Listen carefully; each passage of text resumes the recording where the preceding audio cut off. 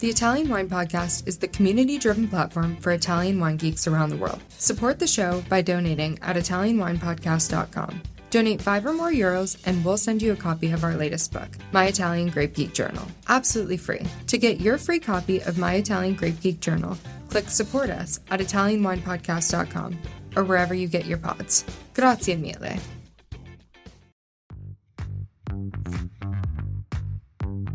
Welcome to this special Italian Wine Podcast broadcast. This episode is a recording off Clubhouse, the popular drop-in audio chat. This Clubhouse session was taken from the Wine Business Club and Italian Wine Club.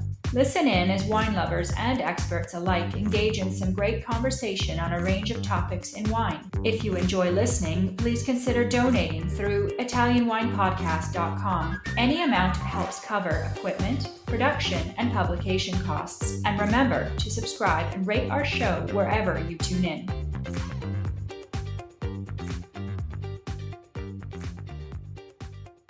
This is our very first episode of Wine Ambassadors Corner. We call it the Ambassadors Corner, kind of the fire chat form. And today we have our special guest, which is Michela Adriano. Ciao, Michela. Ciao, Stevie. It's a pleasure to be here. And the host with the most, Michele Longari. Ciao, Michele. Ciao, Stevie. Ciao, how are you? Okay, where are you now, Michele? Exeter, Devon, UK. Oh, yes, the cosmopolitan of the UK with Mark Millen and Michele Longari. What more do you want out of life? Right? By the way, I've just organized a Nebbiolo tasting with Mark next month, so I'm looking forward to it because, you know, Mark has a cellar with a lot of interesting stuff. I've been invited, so, you know, I feel like the honor to go there. Yeah, make sure he opens up all of that good stuff, not just, you know, be greedy. Tell him. Yeah, okay. Yeah. So this is double Michele. You know, you're going to get people confused. I'm not even drunk. I'm kind of detoxing after 3 weeks of drinking and eating. But so Michele, tell us a little bit about yourself to our audience who may not know you just as of yet. By the way, hello to Jody. I see Cynthia at home and Fermented Boss, I think that is. Hugh Priest, of course, Angelo Secolo, Kevin Lucente. Hi, everyone, and Happy New Year. Buon anno.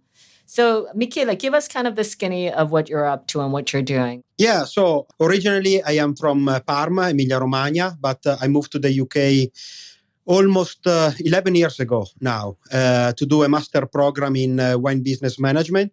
And then 9 years ago, I started to work for a company called AIS. And within AIS, I am taking care of all our direct imports from Spain, France, and obviously Italy. In July 2022, I became an Italian wine ambassador for Vinitaly International. Since then, I've been doing a lot of these Clubhouse corners because I think they are an amazing opportunity to have an informal chat with winemakers and producers, very informally, to ask the question that I think probably people would like to ask during maybe fairs, exhibition or wine tastings, but maybe there is not enough time or they don't have the courage to ask. So I think this is the perfect corner, the perfect moment to do that. Yeah, you know, it's crazy. When I first started way back, I was like, who the hell is going to listen to a podcast, like a geeky podcast for an hour, 16 minutes? But believe it or not, this is one of our most popular series, thanks to, of course, all of our Italian wine ambassadors at large. And I would just like to thank everyone for contributing to the success of this series. I have also Laika sitting right next to me. Laika, do you want to say hi? Hi everyone. I'm Michela. Hello. Hi, Laika. Ciao. Yeah, Ciao. Of course, Laika is our backstage manager who has been fully acclimated as the Italian Wine Podcast producer because Joey quit on me finally. It took some time, but finally she was like, that's it, Stevie, I'm ready to leave. So now Laika is completely in charge. So What are we up to, Laika? Okay, actually, this is the 120th episode so far, Holy so it's been a crap. lot. And so Michela is with Michela, and she is from Adriano, Marco e Vittorio Winery. Excellent. Okay, so this is where I get to ask you, Michele, why did you choose, so many producers, why did you choose Michele Adriano as your favorite producer? Well, I think with Michele, I follow the criteria I follow in the previous episodes, and I think they went very well. So I think Michela is truly passionate about wine, but most importantly, I think she's a great communicator. So when I met her recently, she's very young because she's 28, but She looks actually like a teenager. Yeah. I was afraid that she was under of age. I'm like, does she drink and she talk about wine? I just wanted to make sure. Barbaresco makes me young. Yes. I'll be drinking. I need plenty of Barbaresco then. Just give it to me intravenously. I think the way Michela looks is the greatest advertisement for Nebbiolo and Barbaresco, actually, because it's like those tannins and polyphenols are really, making Michela looking like 10 years younger, probably. So it's great. Yeah. We need to drink more Barbaresco, I think. Absolutely. Everyone. Looking forward to your conversation. But why don't you tell us, the good old learning objectives, what we should expect from your call today with Michela? Yeah, it's in terms of learning objectives, I think that in our interview, I want to make sure that we give a detailed view on, first of all the Langhe wines, the local varieties. Plus, obviously, we will have a deep focus on Barbaresco, the history, tradition, terroir. And also the differences between Barolo and Barbaresco, because I think that, at least from my direct experience here in the UK, there is usually a lot of confusion, or at least there are not very clear ideas on what are the main differences and even point in common between Barbaresco and Nebbiolo. So I think that it will be very important if we have a deep focus on that. Oh, that's fantastic. I think actually that's a very good objective. It's almost like Barolo versus Barbaresco 101 kind of lesson. I love it. So I don't know, Leica's right here next to me. When does this episode go live? It's going to be at the end of February 1. February 1. Yeah. Okay, it's kind of late, but I wanted to just make sure everybody understood that the Vinitaly International Academy is coming to New York very soon. It's the 4th to the 6th of March, but of course you need time to study. So if any of you are interested, please apply now and please help us spread the gospel. We've gone through about 1,300 candidates and 346, I believe, have been acclimated as the Italian wine ambassadors. So if you would like to join our community, we would love to have you. So, and more information is on vinitaly.com. We are migrating all of our stuff to the main website, which is vinitaly.com. Okay, then. So, Michele, I'm going to pass over the mic over to you. And perhaps come back towards the end of the session if there are any additional questions from our audience. Okay? Perfect. Yes. Alrighty. Yeah. Ciao. Thank you. Bye-bye. Bye-bye. Thank you. Ciao, Michela. How are you? Ciao, Michele. I'm good. You? Yeah, I'm very good. And thanks for accepting our invite today. It's great to have you here. And I'm sure that we will be able to have an interesting conversation about wine. So thank you very much. Thank you. I'm very happy, and I will try my best to explain to everyone our region. Okay.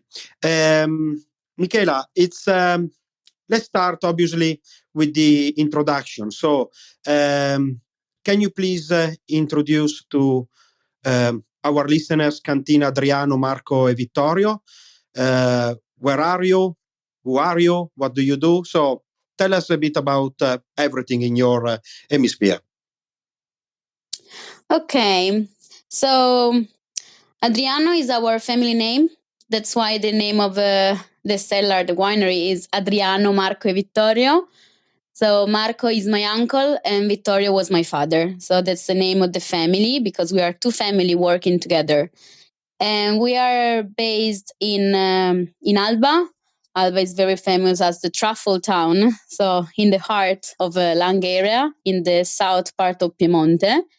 And we are in the only fraction of Alba that is still in the area of production of Barbaresco. So actually we are located in the southeast part of Barbaresco wine area. My grandparents, they started to make and produce grapes in that area in the 60s. So actually I'm the third generation of this family business. That only my father and my uncle in 1994, they started making wine. So this year we will celebrate 30th anniversary of our business. And so I'm the third generation that is trying to give a value of what they did in the past because I think our family made a little piece of the history we have in Langhe. In Langhe we have so much history. So I'm very proud of them and very lucky to be part of this family and for this job. So of course it's a family business. So actually everyone does everything, but I'm more focused on the communication part and commercial part of our business. Okay, thanks, Michela. And I think that obviously for the fact that you are in the third generations, it's at the same time an honor, and also you have a lot of responsibility because the challenges that all the winemakers and everyone is facing at the moment. I mean, we could talk about the overall global economic situation, the climate crisis and everything. So I think that all the young winemakers like you at the moment are facing very important challenges. But I think it's very good that wineries like yours have people like you with a lot of energy and interested in making sure that everything works. So as you mentioned, you are obviously in the Langhe. From my experience dealing with the export markets, I think that probably is one of the most famous wine regions of Italy, or at least one of the most popular. Everyone knows the Langhe and Nebbiolo, Barbera. But I think that probably it's only partially known by most of wine consumers because there is a huge focus on just maybe one or two grape varieties and maybe two or three wines. But obviously the Langhe is much more than that. So before we start to talk about more in details about Nebbiolo, can you tell us, in your opinion, what makes the Langhe region so special? And also, what are the most traditional varieties and wines in the region?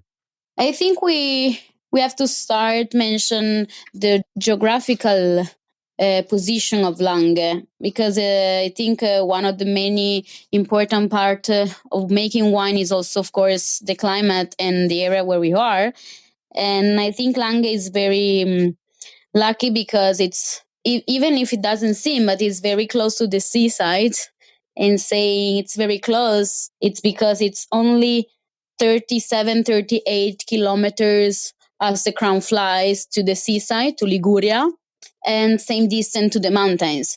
So we have some protection from the mountains, but also some influence. It's same thing from the seaside. So I think this thing already makes a special microclimate in our region that is with very steep hills. This makes very, very interesting difference each small valley we can find. So this is a thing that is very, very important, I think. The other thing is that 10 million years ago, there was the sea here. So all the clay, all the soil we have, they are all sediments from a very, very, very long in time story that makes a very, very important soils that makes wonderful wines. And then I think the other very, very special reason that makes wonderful wines in Langhe are, of course, the people. Because I'm sure that if it wasn't for generation like my grandparents, we now would not be here with this talking about this area. We are not now drinking these wines because I think that generation really believed in our area.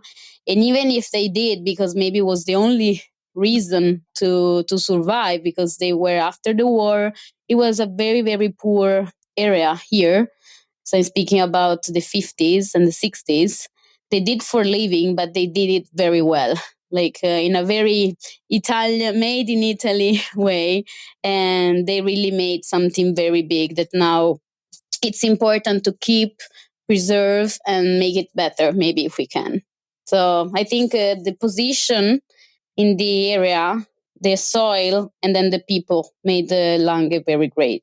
And about varieties, of course, now I think Nebbiolo is the king, is the one that everybody knows.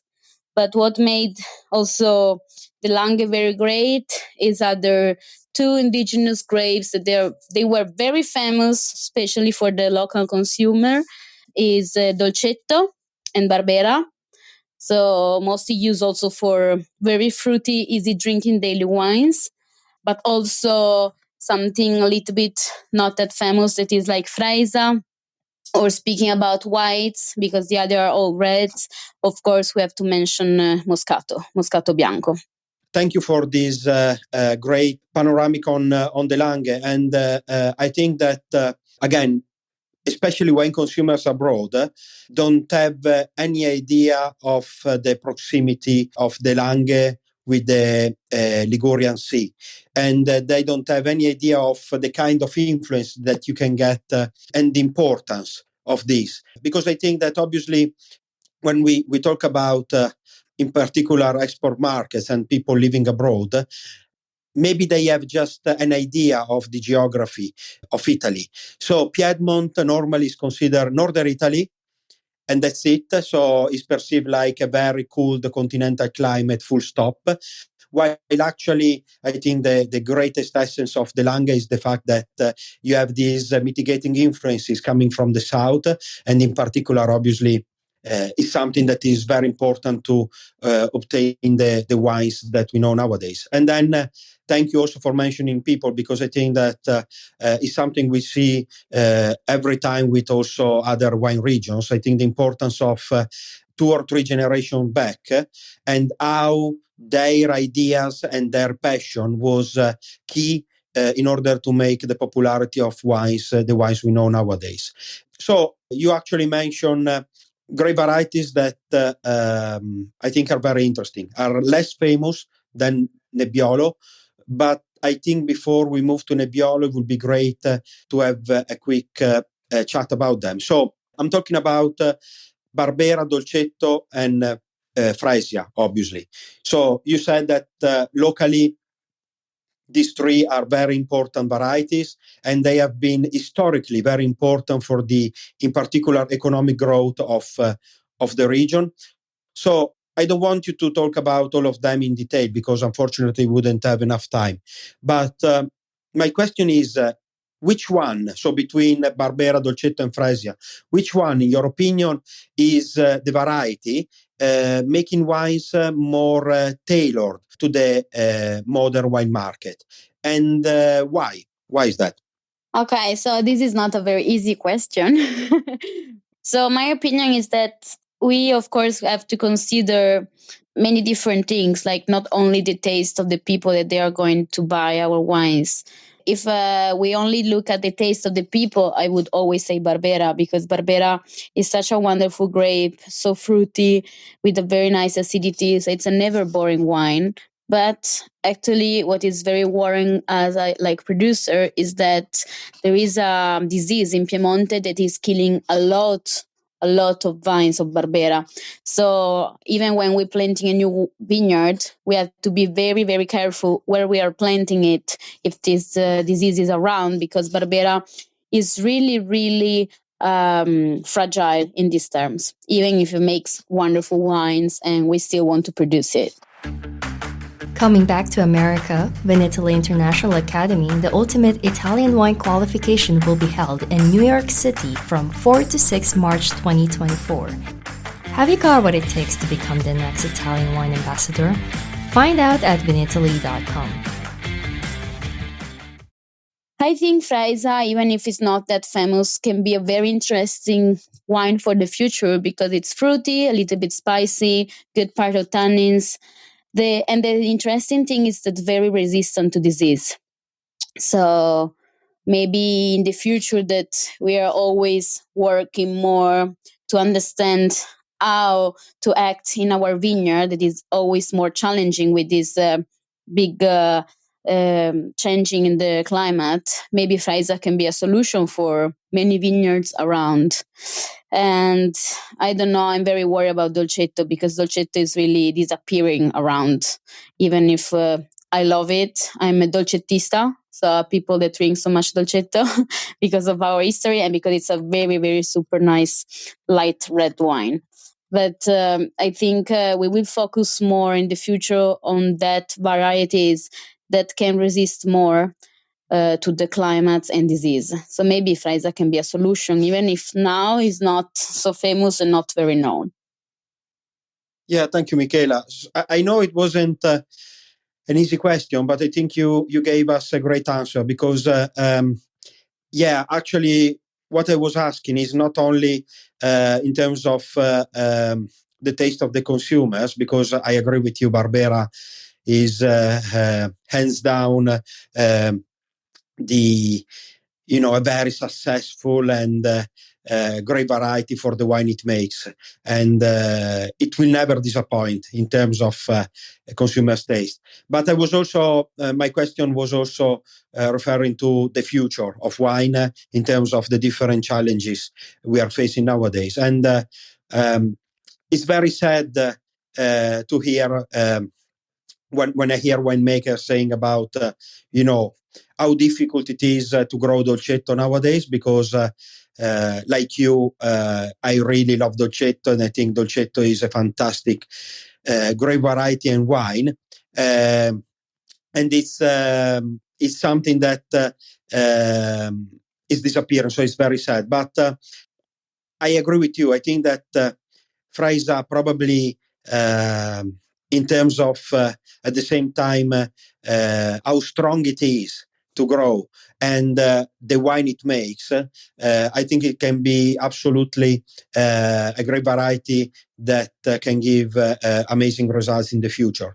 And okay, so I think that now we reach the point where we need to talk about Nebbiolo. But before we do that, let me I just noticed that there is my arch enemy Pablo connected. I need to say ciao, otherwise he's going to send me a message later to complain because I didn't say ciao. Ciao Pablo. Ciao Pablo. So Michela, let's talk about Nebbiolo. I don't want to talk specifically about the grape variety and this characteristic because I think it's by far one of the most famous in the world. And as I mentioned before, I think that is one of the most popular grape variety in Italian grape variety, especially in the export market. As I was mentioning to Steve before, I think there is often a lot of confusion within wine consumers on the differences and the points in common between Barolo and Barbaresco. And I think that most of the time there is a lot of confusion, and most of the time when people need to buy, let's say, a higher end Nebbiolo, most of the time they go for Barolo just because it's a slightly more famous name compared to Barbaresco. But also because they don't know the difference between Barolo and Barbaresco. So can you make it clear to our listeners exactly what makes Barolo and Barbaresco different, although they come from the same region and the same variety? Sure. So actually, Michele, you know how much I love maps, so wine maps, and so I always use so much them, especially when I have to explain the differences between Barolo and Barbaresco or other things about wine areas. But because now you cannot see me, of course, I'm not using any map, but I try my best to make it very easy to understand. Because in Italy, you know, with wines, we are very big famous to make very difficulties to understand things. So Barolo Barbaresco, let's start saying that they are made 100% with grape Nebbiolo. So both of them are made with Nebbiolo grape. There are two different geographic areas, both in the Langhe area. So let's consider Langhe as a big box. Inside Langhe, we have two smaller areas, Barbaresco and Barolo, both DOCG wine. So the most important appellation we have in Italy. Let's say that Barolo is like the double area of Barbaresco, more or less, a little bit more. Barbaresco are only it's made only with 4 villages. In Barolo, you can find 11 villages. So let's already keep in mind that Barbaresco is smaller and Barolo is bigger. If you want to make Barbaresco or Barolo, you have to start from the vineyard. That it needs to be Nebbiolo inside the area that is Barolo or Barbaresco. It depends which one you want to make. And then it cannot only be the vineyard, but then you have to follow specific process in the cellar. We always have minimum months aging in the cellar and minimum months aging in food barrels or barrique. So Barolo is always 1 year less than Barolo. Barolo is always longer in the aging. So let's make an example. Like this year, so now, January 2024, you can find the market, the last release of these wines. You can find Barbaresco 2021 and Barolo 2020. So Barbaresco is released after 3 years and Barolo after 4 years. This is the first difference. So Barolo always needs more time. Why it needs more time? This can be the next question. I think it's not mostly about the soil. There is a little bit difference in the soil, but actually the soil is mostly the same. The biggest difference you can find in the microclimate. Barbaresco, compared to position of Barolo, is more on the east, a little bit warmer climate, a little bit less rain and precipitation. So this means that the grape, it's ripe a little bit earlier than the grape in Barolo. In Barolo, we have a little bit cooler climate with a little bit more rain, and this makes the harvest of Nebbiolo in Barolo normally now 10 days later. In the past, it was also 15 days or 20 days later.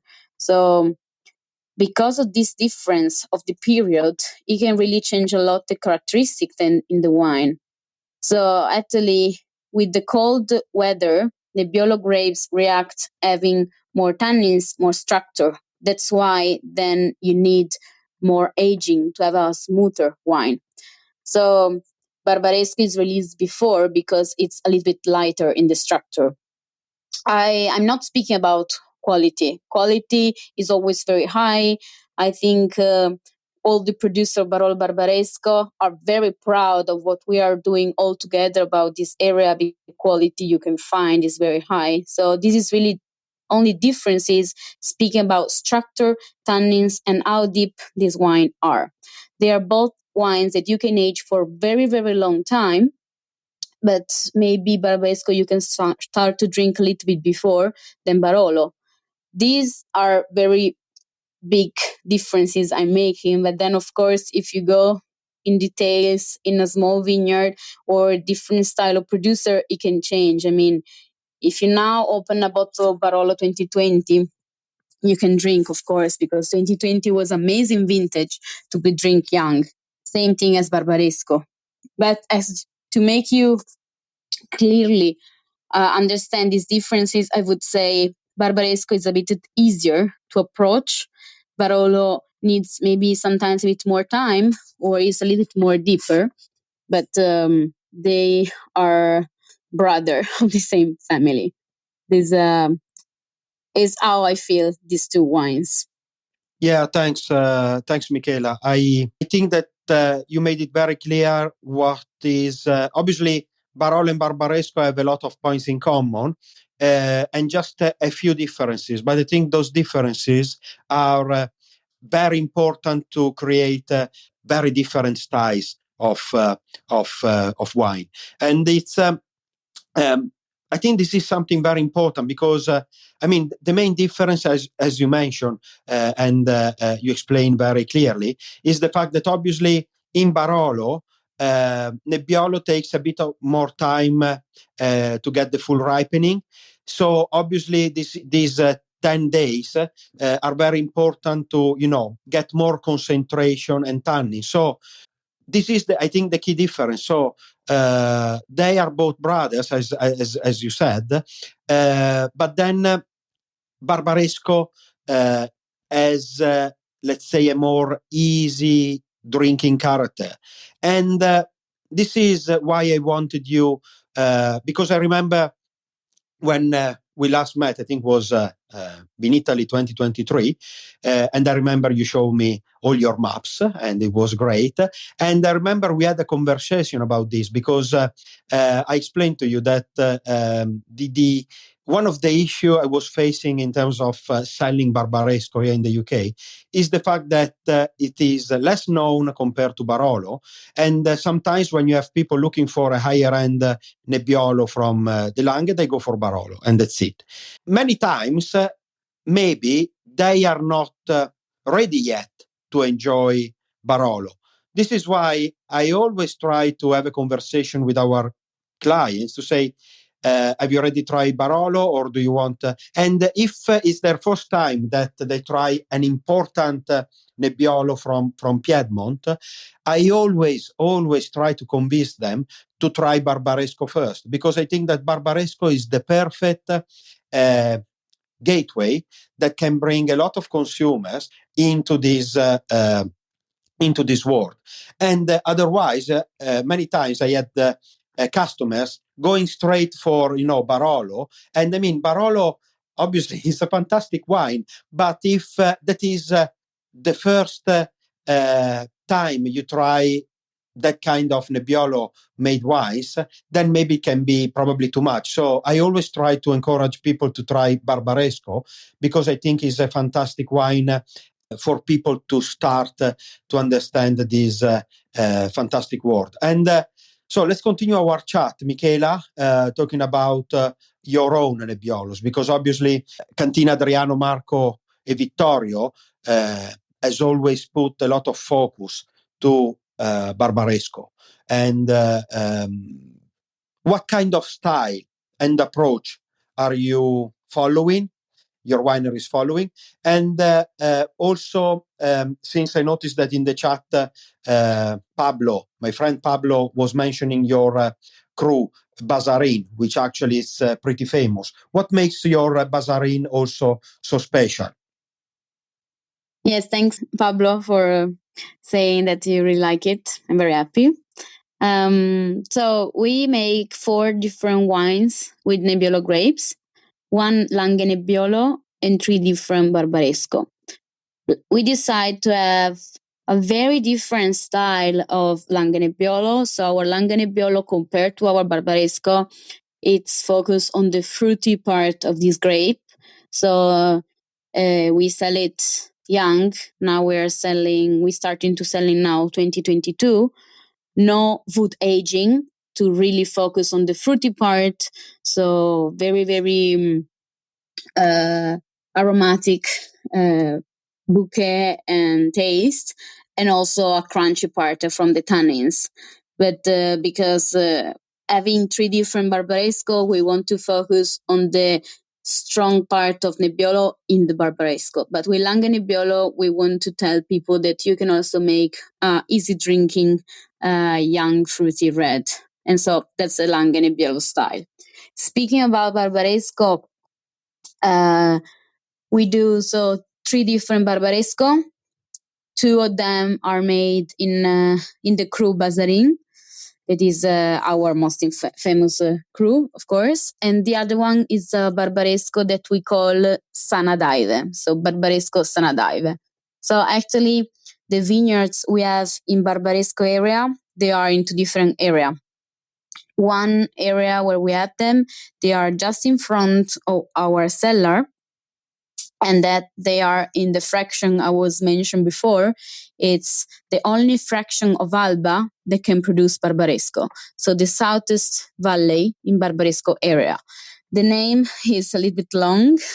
It's San Rocco Seno d'Elio.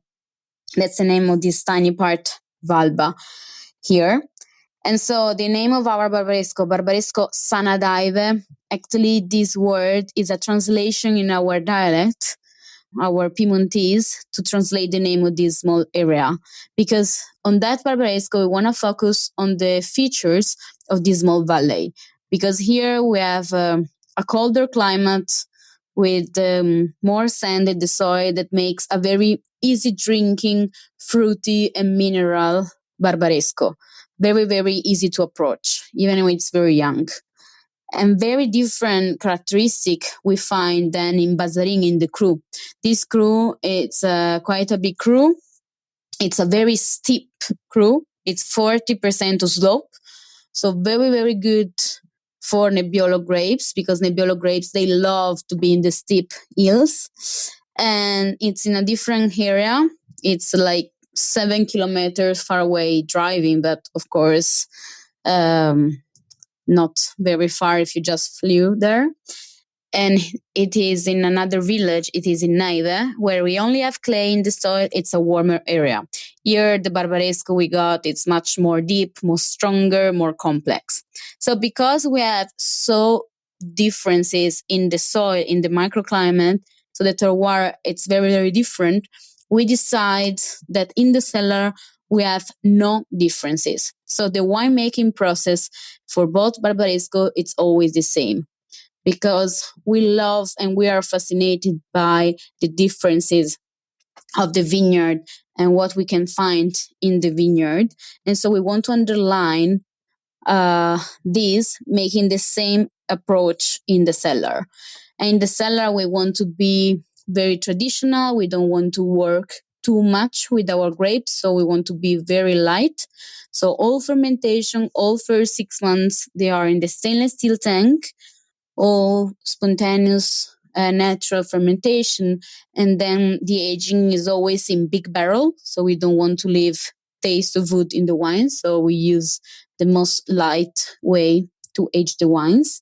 So large cask for 12 months, and then aging for minimum 6 months in the bottle. So we like to be very, very traditional in the cellar, to be very focused on the feature we can find in the vineyard, because for us, the 80% of the style of our wines is made always in the vineyard. And the third Barbaresco I was mentioning is always made in Bazarin Cru, but is a selection we do in the vineyard of the heart of this vineyard with the best grape. We don't make it every year, only in the year, in the vintages, we think they are good to age for a very long time.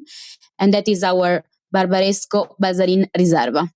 So for us, the Riserva is not only a matter of longer aging, but really an importance of choosing the best grape that they can have a very long life as a wine.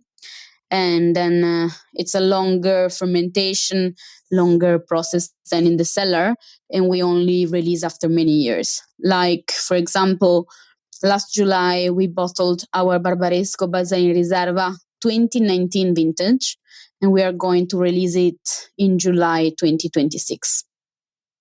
Thank you, Michela. And I think it's, what you explain about the winemaking of your Barbarescos and the fact that you follow exactly the same winemaking process and techniques, and you let terroir express itself. I think it's something that is it's amazing, because obviously it's the only way where we can let terroir express itself, and I think it's something very, very, very important. And I've got one last question, Michela, about wine. And then if you are okay with that, I would like to talk with you about a couple of interesting projects that you are involved with. First, one last question about wine itself. So last time we met, again, I think was in Italy last year, I noticed that you've got a couple of white wines under screw cap. What is your view on this very hot topic? And do you think actually the wine market will have eventually to completely shift to valid alternatives to natural cork? Starting from the end, I don't think the wine world will shift 100% to different cork. But I think natural cork would always cover a percentage on the wine closure, because I think it's, of course, part of the culture.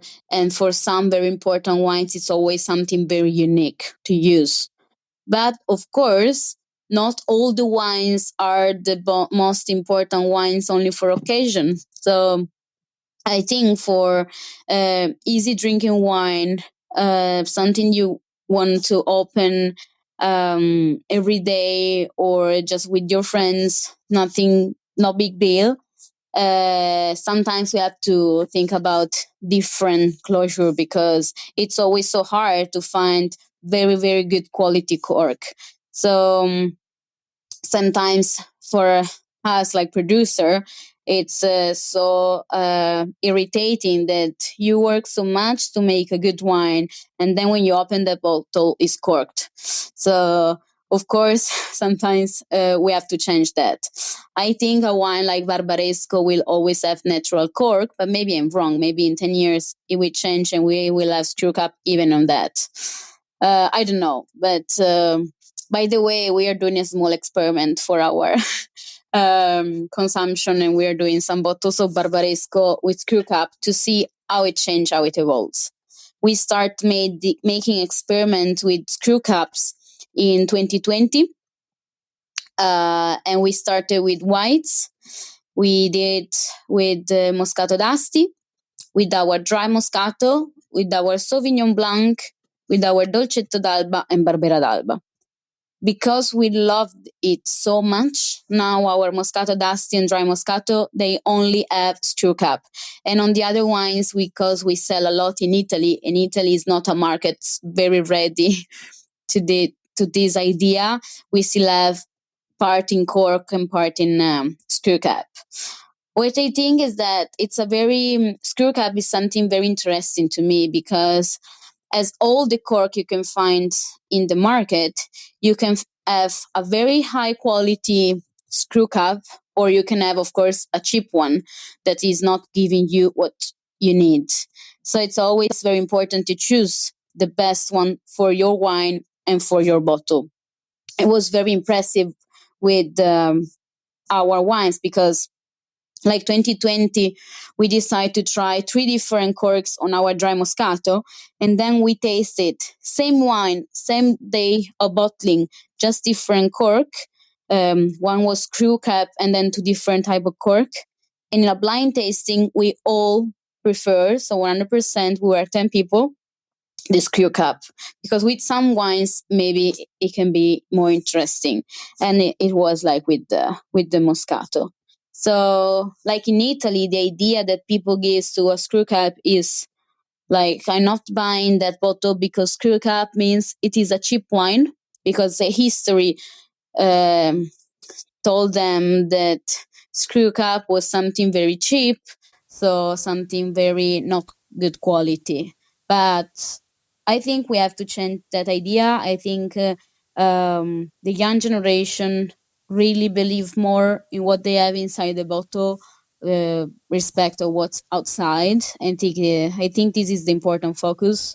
And I think with the screw cap, you can have very big surprise. So I think will be a closure to cover a big percentage in the wines. Yeah. Yeah, thank you, Michela. And I think it's great that you are doing some, experiments, long-term experiments also on Barbaresco, because I think that although, as you mentioned, in some markets, like the Italian market, screw cap is always perceived in the wrong way. But I think it's important that at least there is a work being done in terms of research, and see how actually this kind of closure can work on the long term, in particular on big wines like Barbaresco. So this is actually very, very good news. And so now, Michela, actually I wanted to ask you a couple of questions about your some of your side activities and projects that you take care of when let's say you are not around the world selling wine or working in the vineyard in the cellar. So I'm talking about your involvement in the Sbarbatelle Association, but also I'm talking about your recent collaboration with the social enterprise Otto Pari, 8 Pari. Can you tell us a bit more about both of them? So the Sbarbatelle and also your collaboration with Otto Pari. What are their aims and what it means for you, this kind of collaboration? Yes, sure. So Sbarbatelle is it was born in 2017 as an event. It was born from the Italian Sommelier Association here in Piemonte, and me with other wine makers, always women. We were proving that the wine world in Italy is not only a man's world, but also a woman's world. So actually, it was born like a small event, but year after year, it always became so important that now actually Sbarbatelle, there is a group of us that is working to make an association. So I don't know the times, but soon we will have an association called Sbarbatelle, where we are all women winemakers, very young, because we are all under 40 years old. And this is to send a big message that it's not only men that they can make wine, but also women are making a lot of good wines. And of course, we still keep our event. One event will be in Rome very soon. It will be 18th of February. And the official event is here in Piemonte in a wonderful location. It is in Marchesi Alfieri in a wonderful castle. It will be in the half part of June. And so I'm very happy to be part of this because many times, because I'm a young girl, I had problem proving that I could explain or I could make some wine to people, but finally times are changing, so we now have tools to prove the opposite. This is one thing. The other thing is a project that is here in Alba, Otto Pari, that's the name. It's something quite new for us. We started with this project in 2021, so almost 3 years. So actually, this is social project that I'm very happy to collaborate with, where we can give the opportunity to people with some problem, fragile people with some psychological problems, to work.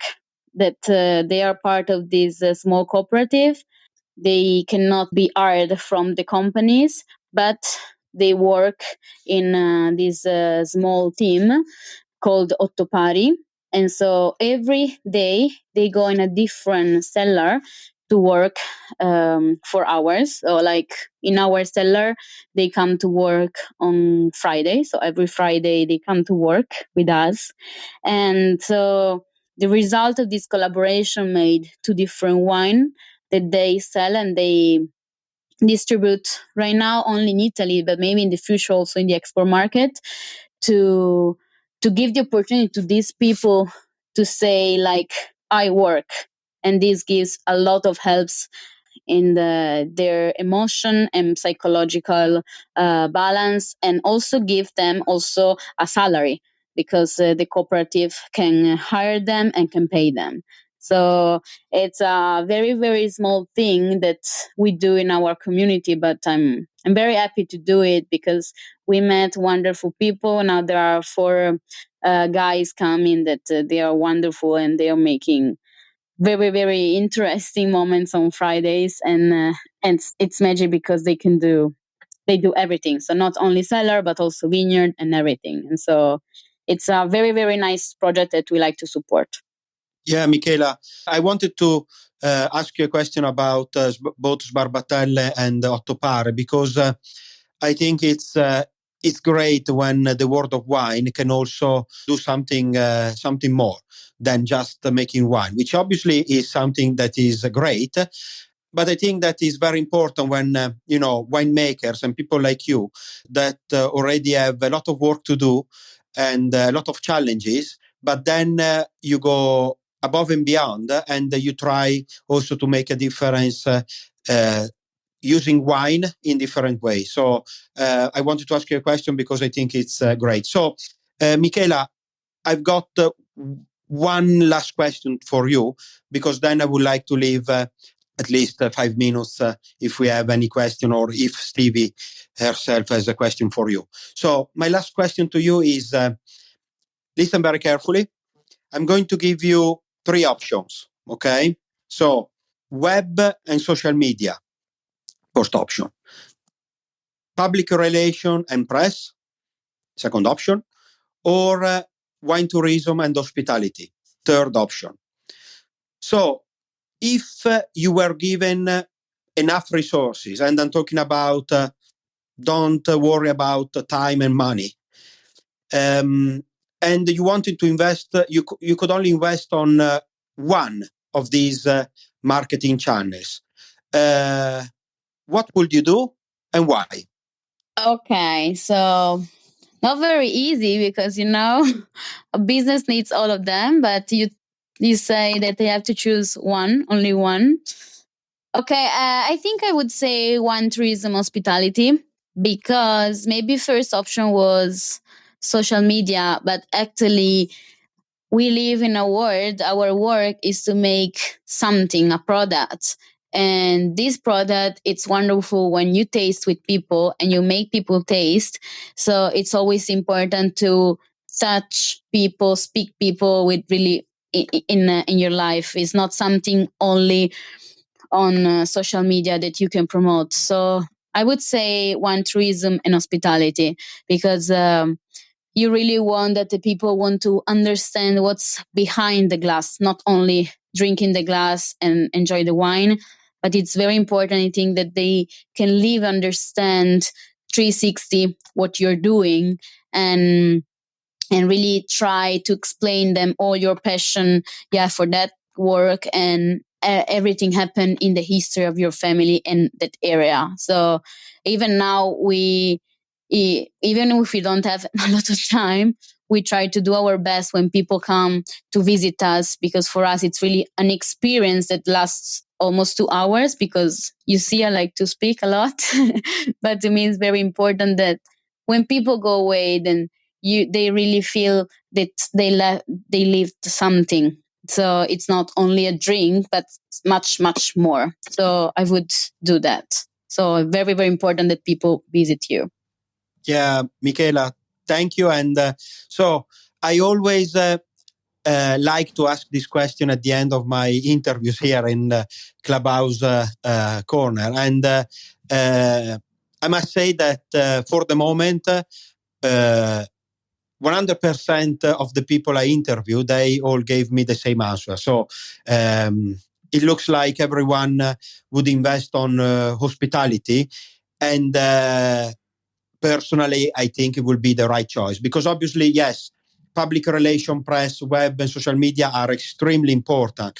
But probably as winemakers and wine producers, it's much more important that you are able to have people coming over and experience your winery. So I think that at least this is how I got so passionate in the first place about wine. It was not by just browsing the internet, but was by visiting vineyards and having a proper chat with winemakers and wine producers. This is, I think, the best way to do that.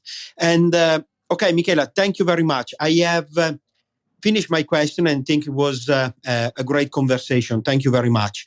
Now I'm going to leave it to Stevie if you have any questions, and I will mute my mic. First of all, congratulations. What a great questions. We don't have very much time, but Michele, first of all, your last question was, yes, very good question, like I said, but very cheeky, I might add, because it's quite difficult.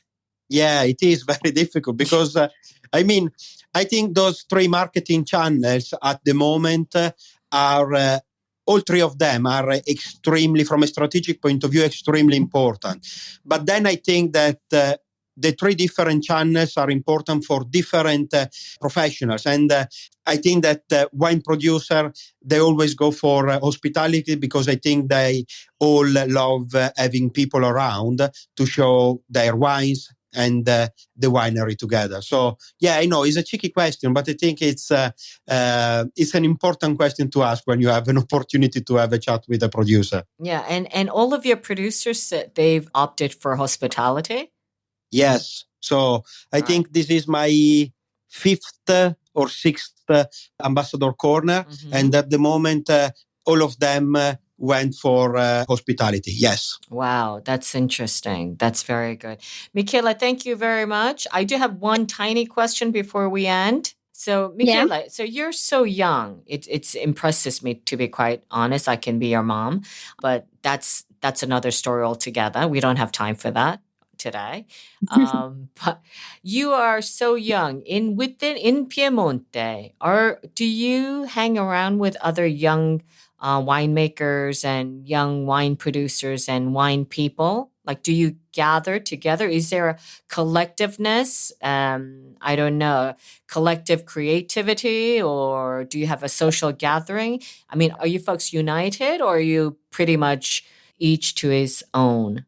No, I'm very lucky because our generation is really, really good friends. We are always together, and that's amazing because imagine only when we travel for our work, we normally share the car, or maybe we are on the same flight. That sometimes helps to spend the time together, or we just share the hotel. Sometimes when you travel a lot, it's very expensive and helps. Or what also we do, that's my favorite part, or like this is how I will spend my Thursday night in 2 days, is that we do a lot of blind tasting together to learn a lot about wine. Sometimes with a theme, like once we did, okay, let's study this cru of Barolo, and we bought a bottle of each producer making that cru, and then we shared the bill, and we did all blind tasting of that 15 wines to really understood the feature